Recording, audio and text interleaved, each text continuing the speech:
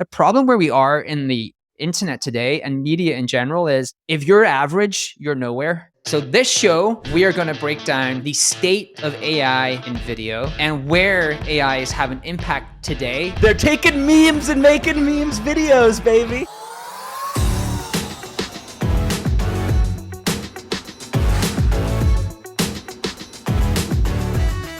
All right, Kipp, I want to open the show with an incredible video generated by AI with one of the most famous sports star and a video that has had over 700 million impressions. Now, there's a reason we're kicking off the show with this video, but first, let's quickly see this video in action. David Beckham, you're looking good. Malaria. Malaria isn't just any disease. It's the deadliest disease there's ever been. Se dice que ha matado más de la mitad de la población que ha existido. David Beckham speaks Spanish. What? وما زالت تقتل طفلا كل دقيقتين. Mais nous pouvons y mettre fin. Nous savons comment, nous en avons la AI possibilité. dubbing on this is sick. हमें और अधिक कार्रवाई की जरूरत है.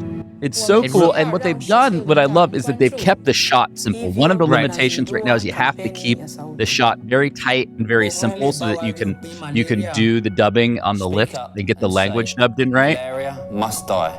One voice can be powerful, but all of our voices together, then they will have to listen. Malaria must die, so millions can live. So this is a campaign to eradicate malaria. David Beckham is a spokesperson, an incredible campaign. But the pivotal part here, the critical part here, is AI has taken David Beckham and created this video in multilingual. So it is completely AI generated. You were able to take someone's likeness, you were able to take someone's personality, you were able to take someone's voice, and you were able to bring it to life in a video through AI and make it multilingual from day one. The thing we want to do in this video is we want to, again, make the argument that AI is going to make people more creative, not less creative. We think one of the ways that it does that is through making video much, much easier for all of us to use. And we want to tell you where AI is having impact within video and what are the current shortcomings with video when it comes to AI. I wonder, was this done using HeyGen? So I don't know if you've seen HeyGen can do this today. Like you can upload your photo, you can upload a graphic of you, and HeyGen can actually animate it and it can actually dub it in this way. Yeah, so there's two tools right off the bat that, like, if you wanted to do this yourself, HeyGen and Tavis do this right now. And what basically how they work, Kieran, is you basically train a version of a video model for your individual self or whoever is going to be the on-screen talent, and you do like 15 minutes of reading. Have you done it where you have this 15-minute script that you kind of read and go through, so they have all your movements and your sounds, and then can use the AI model to incorporate them to do custom, personalization or different things. So it might be like, hey, I make one video talking about my product, but I can dub in your name, a couple of things you like, other things like that, even that it's not multilingual. The cool thing about this David Beckham video is that it is multilingual.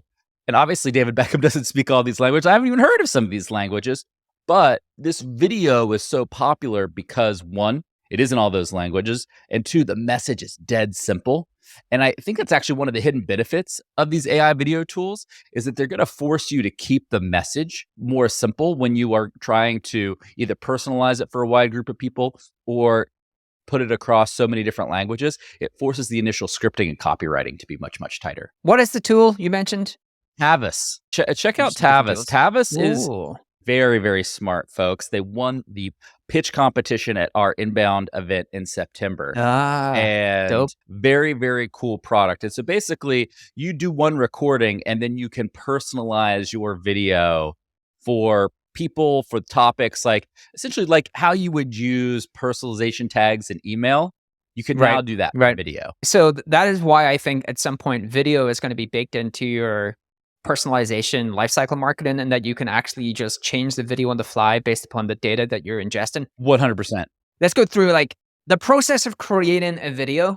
I think that's going to be useful for everyone. And then like where AI is impactful, where it has some shortcomings. So like there's kind of 6 core steps, right, to create a video. I'm sure that there are people who are watching this that are incredible at creating videos that will tell me I've missed some steps. So let's give us marketers who, we love video, but we are moonlight as not YouTubers videographers, some credit here. Okay, we're doing our best. So we research, right? Obviously, that's just part of the writing process. We do our script writing, which is just part of the writing process. We generate the video, we edit and post the video, we publish the video, and we analyze the video. Now, I would argue that actually there's use cases for AI for, again, non-technical video people, us, in the research, in the script writing, in the generation, in the edit and post, and we're going to give some examples. And then even in the analysis, because you and I use ChatGPT Code Interpreter to do analysis on the YouTube channel and RSS feed, so you can actually use some good analysis. Let's start with the research part. AI is a great research buddy, right? Like, it is not a incredible... We talked about this over and over again. It's so good at research. Yeah, it's so good at research. I will say on the script writing, it's a good assistant. It will not get you all of the way. One thing I did actually over the weekend was created this product positioning GPT. I spent a ton of time over the weekend creating GPTs. I created GPTs with actions. I created GPTs, all manner of GPTs. I created this like product positioning bot. It was actually pretty kind of cool. Like I actually asked it for like popular storytelling frameworks. And then I said, create a PDF of 4 of them, because there was 4 that I really liked. Then I actually downloaded the PDFs, and then I created a GPT fine-tuned on those PDFs. And then you as a user, I can actually send it to you. You can go in, give it some details, choose your storytelling framework, and it will position your product using that storytelling framework. But it will actually give a step-by-step breakdown. Now, one of the things that I read over the weekend, it's very, very dense. And so if you want to go full-on nerd, I don't know if you've heard all of the rumors about Q learning in OpenAI, which is like... I have. That's a whole nother show too. Yeah. And so like one of the things in one of the research papers talked about how you want to ask it to break down its thinking, basically show me your thinking step by step. And then you can kind of like ask it, hey, do you really believe step 1 is right? Do you actually believe we can improve in this? Do you really believe step 2? So you iterate on each step. And so part of what you can do in the storytelling framework is like break down the story in 8 coherent steps and then iterate on those steps. So where am I going with all of this? Script writing is good, not great. It's a good assistant, and you can fine tune to get better. Where I think we should spend some time, Kipp, is on the generation, the audio and video part, and the editing, which is like the post-production part, which traditionally are not being easy for us all to do. And so what I wanted to start with is, I think the Goliath in this space, or one of the really incredible companies in this space, which is Runway. Yeah. And so let me show you some of the improvements that Runway have made to their platform that are pretty incredible for people like us who want to create video. While you're pulling that up, there are players in this AI video space right now. And we all know that AI video is in its early days, right? You know, we are really like only a couple years into teams even working on this, and only, sub a year, and most of these tools being like commercially available. Runway has stepped out to be the leader in this space. There's lots of others. We're going to talk about some of those others. But right now, if you're thinking about the state of AI video, Runway is kind of the de facto leader. And it seems like they have the aspirations to kind of be that default AI video platform long term. So this is kind of their Gen 2 model. I want to show you some examples. First of all, awesome. This is an awesome product page. Awesome product page. I was thinking the same thing. The thing I really wanted to show here is like the multimodal part. So the cool thing is, right, when we think of multimodal, I think people think, oh, you can go text to video.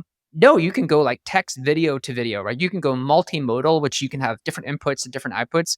This is a really good example, right? This is like text and image to video. Generate a video using a drive and image. Yeah, so explain this to everybody, because this is pretty wild. Right, this is awesome. So we basically input an image and a prompt. So the input image is the image here on the left, which is the realistic photo of someone wearing, I have to say, looking pretty dapper. Like, I'm wearing my new leopard print cardigan today. I'm like, I do like the cardigan. I'm sorry that I hadn't mentioned it. We were just too into the show today. But you can see they input the image, and then they actually have a text prompt to bring that image to life through a video. So the right-hand side is the video. That is just incredible, right? I'm actually going to give you some other examples of why this is incredible. So this is like, first of all, you can bring this to life in many different, whatever you can dream of in terms of what you want that video to look like. You can start with an image, which I think is a far better starting place for video than text. But this is another really good example where you can input an image here, which is like, I think Sydney Harbor, and then you can actually create It is Sydney multiple Harbor. videos based upon that input image. Kieran, did you see what happened over the weekend? What Is it- people were doing with this lovely technology? Oh, no. This is what people Oh, are doing no now. way. They're taking memes The and making memes. memes Oh, why videos, didn't I think baby. of that? Oh, geez, I didn't even think of that. That's my whole weekend, this weekend gone. I Yeah, can so there's actually a whole turn memes It's a into whole video. host of people who look. So here's the original. So this kind of still Oh, this was is the dope. classic meme, This is and they've dope. turned this meme into a full AI generated video. Like That I see needs to this be a- meme or something like every day on the internet, and now it's like, what? There's like a whole video, like the girlfriend's reaction, like everything is incredible. This is an incredible example. This is we This is the should best actually example. each choose a meme and bring it to life. But isn't that wild that you can see something that's part of just culture, or you have an image of an important event in your family even, and that This you is can the then wild. make a short video out of it is crazy. You can take photos of friends, family, things like that, and turn them into like videos, even though they didn't do those things, right? Like there is a whole other world happening out Are there. you of thinking Gen about Z. pranking your brothers? Of course, that's what I'm thinking. I'm thinking about that. There was a news article about Gen Z using this technology for things that they should not be using it for, but it does speak to some of the. You can actually take a photo of someone and put them in any kind of position you want through a video. That is going to be wild in the world. Like Wild. We're just not gonna I believe could a take lot of what we see. video of you and create a video of you in whatever way I want, and you like it's going to look. I have no believable, control right? over it. Yes. You have no control over it. So I that's didn't mean to the best interrupt example. you. I because- just knew that you love that meme as much as I do, and I had to show you that one of the applications of tools like Runway is memeing. to bring your memes to life in the form of video. I think that resonates with people, right? Everyone understands those memes. Let me show you this one. This is like two images. Ooh. This is Oh, like that is video, crazy. again, multimodal. This is video. Now, this is video plus image, right? We've done text plus Yes. image. We've done image to video. Now we're doing the video. Source video is the guy doing some pretty amazing dance moves on the right-hand I was side going or to the say, I left-hand want side. those sick moves he's pulling out there. He's looking good on the dance, and then he has a drive-in image, and then the AI is able to combine those two things to create the thing on the right. So you have a source video. So you can again take a family video and say, hey, take this family video. My drive-in image is The Simpsons, and actually I put the family video in Simpson style. So now you can turn your family videos into any kind of style that you want. You could turn kids dancing into like grown-ups dancing at an EDM club, right? Like Right. What's crazy about all of this is that when we say multimodal, we really mean multi, right? Like it's not just text or video or audio remixing. It's all the combinations of those things to create different moments in a video, which is wildly different than what we are used to being able to do, especially folks who are not true like video editors, producers, etc. Exactly. And this is the last one I'll show, which is you can take videos just using simple text prompts, being able to edit them really rapidly. So the video on the left, again, is the original video. And then this person has edited it just through a text prompt, asking it to put spots on the dog, right? So crazy. Like you can just take that crazy.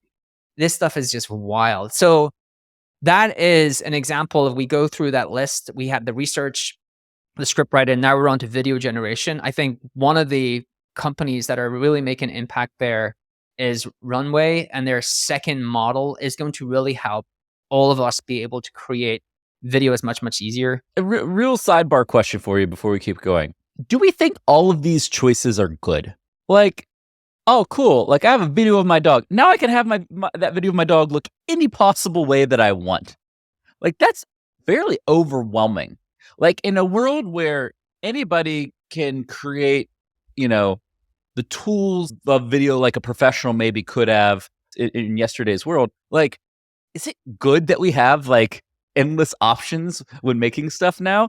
I feel like I'm going to be overwhelmed by it all. This is the actual other episode I was kind of like insinuating we should do at some point, which is AI UX, which is natural language, gives you the freedom to do all things. And so when I was building the GPTs and I wanted to just build them through natural language, not through the configuration panel, it's kind of like, first of all, there's two parts of this. Your question is like, well, we could just do anything we wanted. and it's kind of overwhelming on what should we do, right? Whereas like in a kind of traditional UX experience, you have all these templates like to help you figure out what you want to do. Click on the template. No, you can just do like you can literally do anything. I think it's going to take some time for people to really understand what is worth doing. Like what is the separation between like meaningful work and play work? And then the other thing is like sometimes prompting through natural language is a lot more clunky than just being able to click the buttons and configure a panel. But do I think like this, in terms of its impact in society, I think this is far greater than the impact of something like a text-based chat GPT, because we are entering a world where it is hard to distinguish between any content, right? Original or fake. And I don't know if you've seen recently, we should do an episode on this. There's a lot of examples going about today of people doing searches on Google for different people, like actually known people. And the image Google's returning is like a Midjourney image that someone's created of that person. Google itself is starting to struggle to like distinguish between real or fake content. And that is a problem for all of us. Kieran, I think the interesting point about the show, if you look at everything we've walked through so far, it used to be that we as people, we would go sit in a movie theater or we'd sit in front of a TV with Netflix or whatever. And when we were in that mode, we were trained, hey, you were going to see fantastical fictional things, right? That these incredible artists have created, and you're going to suspend your kind of belief in reality when that's happening. And now you're going to have to do that all the time. Right. Everybody is going to be able to make stuff like that. And you might just be like randomly looking at something on your phone and you're being like, what? I don't know if that's real or not. I don't know what I should believe about that. And that is a very big change to the society that we're living in that I don't think we're all prepared for yet, because we've had this very nice compartmentalization where like we've had these amazing video technologies for a long time, but they've been relegated to very high cost specific use cases. And now they're going to be democratized across all use cases. And that's one of the things that I want to make sure everybody watching today's show or listening to today's show understands. And I think the next big unlock for video, which is coming, starting to happen, is video for gaming, that you can actually use AI to build all of the kind of games. And that's going to be super interesting. Like imagine anyone can create a game. Like you and I could create a game if we have an incredible idea. Like my mom does these incredible, she's always done them for us and now for grandkids. She's always done these kind of like incredible books, and she personalizes them to each person. Imagine she could take that and turn that into a game, like a child's game. Again, you know, our core thesis here is that it makes people more creative, not less creative, because the thing that holds people back from creativity too often is the tools. It's not the ideas. It's actually not being creative. It's actually learning the tools and been held back by not being able to code or do these things. One of the things I want to show you is, let's give an example of how this is being used by go-to-market teams. So Zoom are using, here's from their website. It's like a case study. They're using these to enable their sales team, right? They have they were like, oh, we improved training by 90% or video production by 90%. Now let me show you the video and tell me, if you were in this training onboarding class, at what point would you pick up your phone and start to check out the memes on Twitter to see if anyone else is bringing them to All right. Okay. So this is interesting. So they produced 200 plus micro videos. Because of using AI, they were able to save about $1,500 per employee because they did per employee like personalized videos. Personalized. So training. let's check out this video. It's called Zoom Deal Detective Preview. Hello, Deal Detectives. I'm Sergeant Peters. Oh, wow. Welcome to the Zoom Wave Selling Task Force. We have been eagerly anticipating you joining this team. We think you are the perfect person for this Come job. on, guys. Come on. This is my Your point. task Like, is Why is the lady with her back to to me the download entire that time? she's critical disgusted elements at, of the I don't know. sales I don't Actually, understand why. This is she's so weird. she's In super into addition, the video. you She's must like, just, identify I'm any red riveted by this flags that video. I'm going to possibly snap led to the completely job going upright wrong. and just like be very into the video. She's Ultimately, super your engrossed in mission, the video. should you choose, is to determine Look, I love a Mission Impossible ripoff, so I'm totally here for the theme of the video, and I love that they personalized it and that they're tying it to salespeople commissioning. I actually think a lot of this video is good. I think the actual production choice and creative choices are not great, but that was interesting. Well, I think awesome. Yeah, I think so. I think for that use case, right, I actually will say for internal sales enablement, I think your quality of video, okay, you can probably get away with that. It's pretty like Yeah, monotone. You're It's not mandating that that these engaging. people watch it, and they're going to make money based on watching it, right? But there's a couple of key points in that.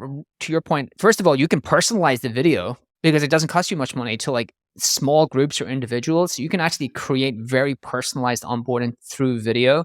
And so your costs, again, we've said this before, your cost to personalize video or any kind of content is going to come down. So you're probably going to live in a world where you have one-to-one content. Oh, like I know enough about Kipp that I can actually create you your own media experience through the things that I can create for you. Now, we are nowhere near that externally, but like internally, that's a good example of where you can use it. The second thing I want to show is from the other generation clip. Like if you're out there today, the one that you will look at will be, wow, I can take all of the video that I'm creating and use AI to turn it into short form video, right? Use it to actually generate short form video, bring it to life for my customers. And actually that's a good way for me to grow my audience. Now, one of the brands doing that is actually SaaStr. They're using something called Opus Pro, and Opus Pro has a bunch of cool clients. They have Chili Pepper as well who are using it. Now, I want to give you my 2 cents on this. So first of all, I want to show you a short from SaaStr. And then once the short is complete, I want to give you my quick TLDR on how I feel about it. All right, so we're going to check out some shorts from SaaStr, who's using AI for their shorts. This is a short created from the SaaStr event, and they're using AI to do all of the transcription and text over, right, Kieran?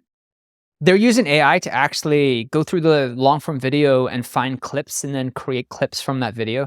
So this is AI being able to take your existing content and then package it up for other platforms. I've seen a bunch of companies do this. Like you take one long video and try to create 10 viral clips. Now, here is the core challenge with AI. And there's another episode that I want to do that's about you probably saw there was a post that went viral recently yesterday actually, about this search agency who used AI to scale content, took their entire competitor's sitemap, produced content for the entire sitemap, and then stole all their traffic, right? Now, I have a ton of things to say about that. That's a future episode. But it's an example of using what I would say AI, which is still good. I think we should be using these tools, but it's like lazy AI, right? It's like, oh, like take the sitemap, pump it into AI, produce the articles. Now, these tools, I'm not saying these tools are lazy or any of these companies are lazy, but I'm saying the tools at the moment, where the tools are in terms of their functionality and their ability to do things, I would call it a lazy AI use case, which is take the long form video, figure out 10 clips, and then give you the clips. The problem where we are in the internet today and media in general is if you're average, you're nowhere. And to do truly great things, if you're going to create a truly great short form video, and you and I know this, you actually have to like sit down and craft a short form script, right? You still need a hook. You need to tease the payoff. There's actually a formula to work, and AI is not going to be able to get that from a long form video because you did not create that long form video with that short form formula in mind, right? And that's the problem. Well, look, for everybody watching, I'll disagree with you a little bit. Like if you're somebody who has a lot of great long form video content, like our friends over at SaaStr, for example, they host an amazing event a couple times a year. They have some of the best experts in SaaS software around at that event. Like there's really good content and sound bites, and it's not a massive team of people where they can just contrive short form videos backstage with all these people. So like I get them wanting to use some type of app. They're going to get more eyeballs and drive some subscribers. Your point is it is going to be marginal value compared to what you would get if you did it in a very thoughtful, custom kind of quote unquote non-automated lazy way. I think that I think SaaStr, if I was them, I would do the same thing. Like I have a huge repository of great content. I can use an AI app to try to generate short form video across that. I'm not going to hire multiple people to go and just do all of this for me. I'm just saying where we are today, that you will have marginal returns on that. Like that's just that is just the reality. And if you actually want to have outsized returns, it takes a ton of effort and takes like breaking out the formula for whatever platform or medium type that you're trying to create content for. And so I think that AI in a lot of cases solves for this use case, which is, well, I can just do something. I'm not doing anything. I can do something. And that something is better than nothing, but it's not actually helping me get to like the linchpin of this thing. Like it's not actually helping me to really excel at this thing. And that is where I see a lot of AI tooling today, especially in video, other than like Runway, because you actually do have to put time and effort into Runway. You still need to actually create the videos with the platform in mind.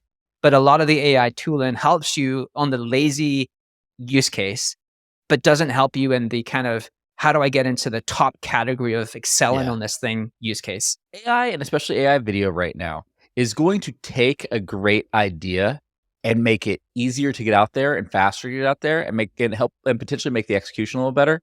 But it's not going to do that for you, right? Like you Right. still have to have the right idea, have the right packaging, scripting, talent. It's just going to amplify what you're doing, right? Right. You still need to understand the platform, the formula, and craft content to that formula. And I think that is still where a lot of the creativity and skill sets come into play. Yeah. So, like, if you think about the show today, like we walked through a bunch of different AI technology, we gave you some tools you could go out and use. If you think about the actual use cases that exist, it's really taking what you're already doing and making it better. Like the Zoom example is a great idea. Like they were going to make that sales training video regardless, right? They just happened to make an AI version that is much more personalized and got better engagement and everything from their salespeople because of that, which is great. That's a win-win, but it's not like a transformational solution yet. All these use cases that we're seeing right now are kind of incremental to what people have been doing. Agreed.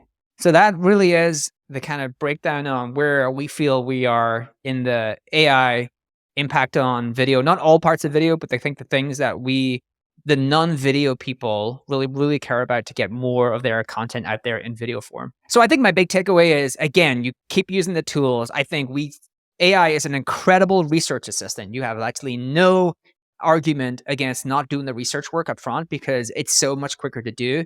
AI is a great write-in assistant. You can actually take some ideas and turn them into scripts. One of the things you actually can do is you can go find videos that you're inspired by and use those to fine-tune the model to create scripts based upon those videos, like in that format. And then generation, you have tools like HeyGen, you have tools like Havas, which I am going to play around with to be able to easily create videos in many forms. You have Runway, which we think is going to be one of the larger platforms in this AI video space, and the incredible multimodal use cases that we took you through. And you can start to play with those tools and create video very easily. We've showed you some of the real examples, like internal enablement and of employees. I think at some point we're going to be able to take that video and integrate it into our go-to-market and have personal one-to-one videos. So we'll be able to ingest the data. I'll be able to say, hey, there's a video just for Kipp, right? We saw the examples of taking your existing things, like you're actually not doing anything with this repository of content. If you're a SaaSter, well, I've got all of this video. I might as well try to turn it into like these short form videos. We think it can do a good job there. It's still like what I would term, and I don't mean this for SaaSter. I'm not saying that they are lazy. I'm just saying it's the lazy AI use case, which doesn't still get you into the top echelon of like performers within that platform, because the formula of the content still matters. The execution, the idea, all of those things matter, and they have to be tailored to the platform, tailored to the media. So I think that's where we are, AI and video. If you enjoyed this, drop us the comments with any examples. If you've done anything in video or you've seen some great examples you want to share with Kipp and I, put them into the comments. We will be back next time, as always, on Marketing Against the Grain. This data is wrong every freaking time. Have you heard of HubSpot? HubSpot is a CRM platform where everything is fully integrated. Whoa, I can see the client's whole history, calls, support tickets, emails, and here's a task from 3 days ago I totally missed. HubSpot. Grow better.